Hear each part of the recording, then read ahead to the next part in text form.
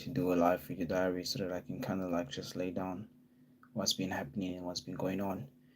It's about 30 to 40 degrees right now where I'm currently am, and um yeah, it's just been really a hot day.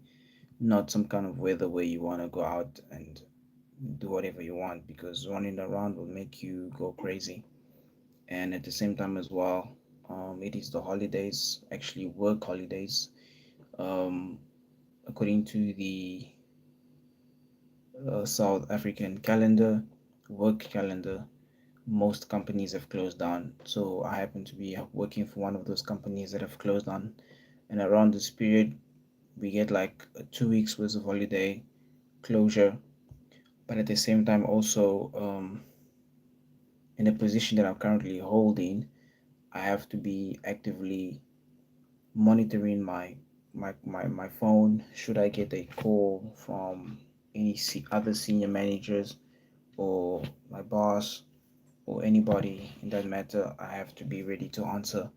I kind of wanted to use this moment to like speak about what's been happening. To be honest, I'm in a bit of a situation here. I'm supposed to be moving out of my current apartment to find another place because the owner of the building has sold this apartment to new owners, and I was only just renting. I wasn't really living yet permanently. I was just renting. So I guess it's one of the disadvantages of being a renter and not a homeowner. So I've learned my lesson. I've kind of learned my lesson there. The other thing is, well, I had to, well, yesterday was Sunday, so today is Monday. It's 1 a.m.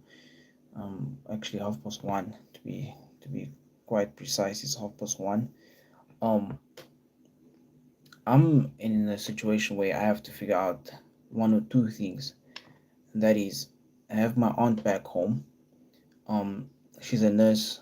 She studied medicine. She's a nurse doctor, and she needs equipment, right? So, for anybody who might know about the situation back in Congo, how it is basically is that people do not have funds to afford basic tools, the type of tools that are a necessity to working, right? So she's a nurse, and I've asked her for a list of the things that she might need to basically do her job. And she hasn't sent me that list yet, but I'm hoping to get that list so that I can buy her these equipments. That's kind of like the disadvantage of living in a impoverished country like Congo. Congo is so, when it comes to just the economy alone, obviously everybody knows, it's not even a secret. The economy is so bad. Um, it almost feels like sometimes it's done deliberately. But I also do understand at the situation that's currently happening there. A lot of my people do not really have the freedom to even use the resources that God has so much enriched us with, or should I say, cursed us with. Because what's the most important, like, what's the first thing that comes to mind when I say Congo? The first thing that comes to most people's mind when you hear the term Congo, or when you hear the country Congo, the first thing that comes to mind is war, um, uh, high unemployment rate, um, the most dispersed people in their own country, the highest number of dispersed people in their own country.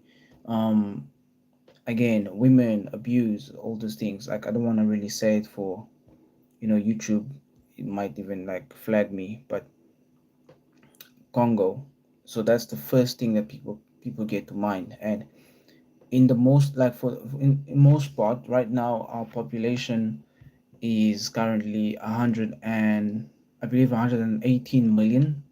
So you have a population of about 118 million people, where every week about 5 to 10,000 people die, um, or are massacred, due to rebels who are fighting for minerals that really should be benefiting the entire country.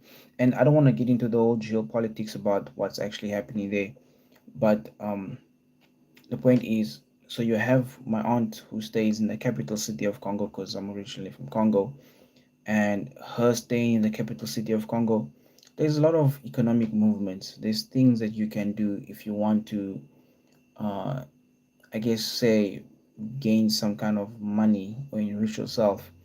And she's a doctor. She studied medicine, and I need to get her this equipment, and I need to buy it for her and send it over that side so that she can practice her career, what she studied for.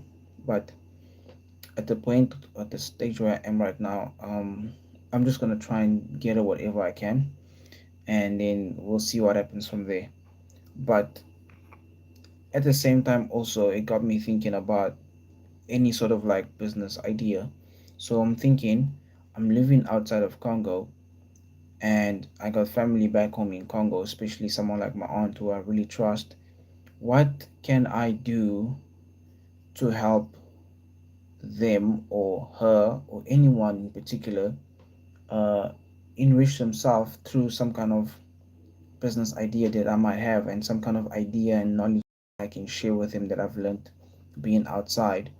And to be quite honest, because I haven't really traveled back to go and see how things are that side, I feel very limited in my thoughts. I feel very limited when it comes to even like what I can think of, resources whatsoever. I really do not I do not know, and I do not have the mindset for it. But eventually I'll get there. I'll get there. One of the things that have really been a stumbling block for me to be able to travel, to even travel back, is the fact that as a Congolese, we have such a, I wouldn't say bad government, but we have bad governance through and through. And bad governance most of the time and all of the time goes hand in hand with corruption.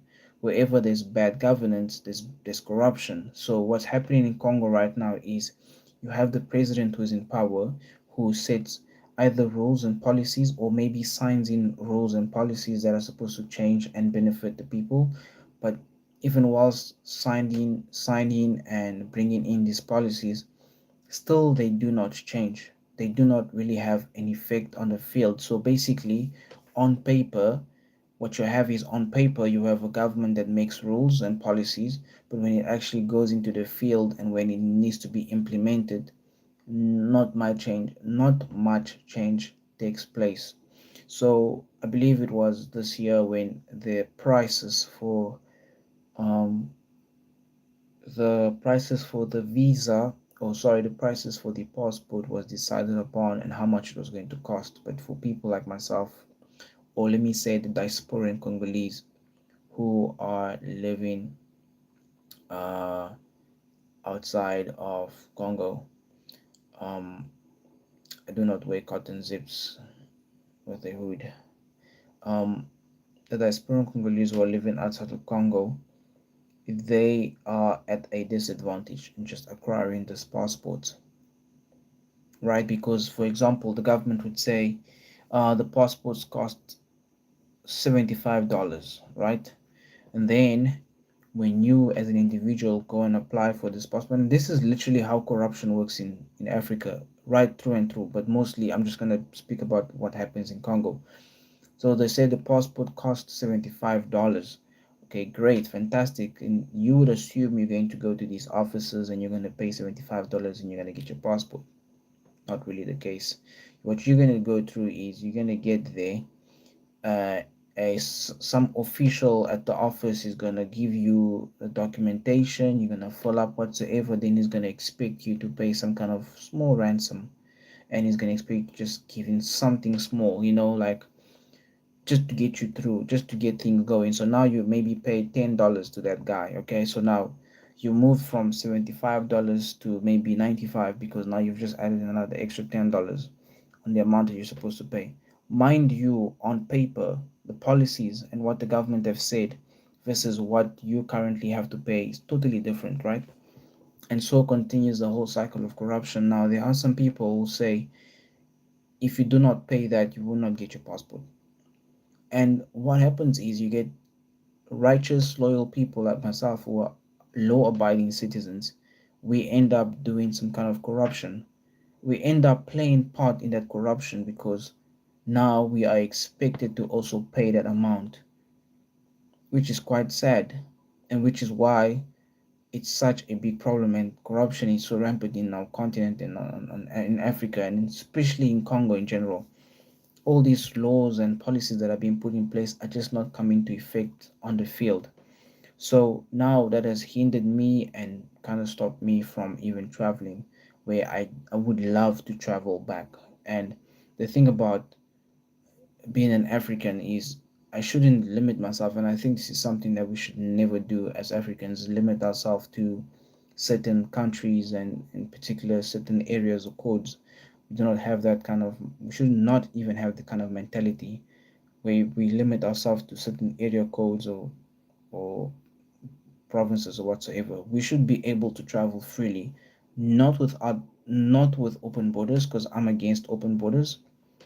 Personally, I believe African can be sovereign with borders still being closed. So, but I would like to have some kind of regulation where it's everything is regulated to a point where corruption is gotten rid of, like no corruption at all.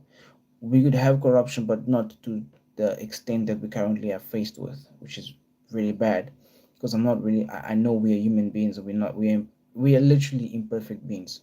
That's what I'm trying to say. So we can get to a point where corruption is not so bad, right? And I want to travel African continent. I want to travel the continent. I want to travel to any countries, whether it is living or moving from Kenya to Zimbabwe to Ghana, Nigeria to South Africa, whether it is moving from Mozambique to Morocco, Mali, Niger, whether it is going to Burkina Faso, Madagascar, and all of these other countries. I want to be able to have every stamp in my book, 54 stamps, and I'll be satisfied. But regardless of that, the one thing also that makes me want to travel the continents because I want to get inspiration, because I was trying to say that in the beginning. I'm so limited on ideas because of the fact that I'm unable to travel. Now, traveling the continent has become so scarce, especially now because you constantly have this anxious feeling, will I make it back? Will I go back to where I'm coming from? Will I be allowed back? And I hate that. I hate that that's like the mentality that you have to carry with yourself as an African whenever you're traveling. It often feels like you're traveling and you have to question every second stage of your travels. You have to question every second stage of your trip, which is bad because you are basically questioning the validity of your passport, and is it legible, is it something that you can use to travel the world, is it something you can use to even travel your own continent.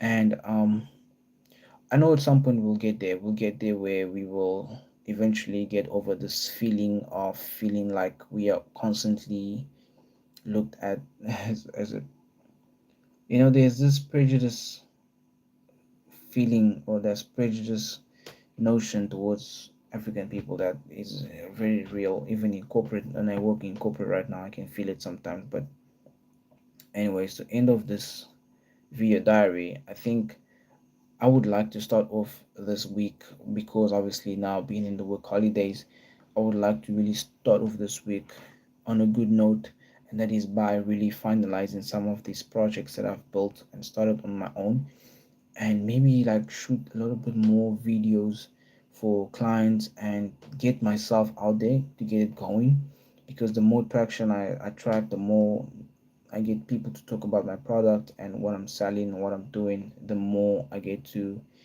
I guess, I think maybe just the more I get to experience the networking. I guess I know it's kind of hard to put it in simple terms. I also want to, I really want to connect. I do want to connect. I do want to find connections, whether it is locally or whether it is internationally. I would like to connect, you know, find my people somewhere out there. And yeah, definitely want to buy my aunt those items and those equipment so that she can get going with the job. I know it's gonna mean so much for her. It'll probably be a good Christmas present for her as well. And yeah, finding a new apartment as well, because once I do move out of here, I need to find another place that's gonna allow me to have the same sort of luxury, because I live in a pretty safe area. I don't have to worry where I park my car. I'm really chill, it's pretty nice. It's just that it hasn't last well, it didn't last that long, and eventually, unfortunately, all good things must come to an end, just like this live video. All right, cool, man.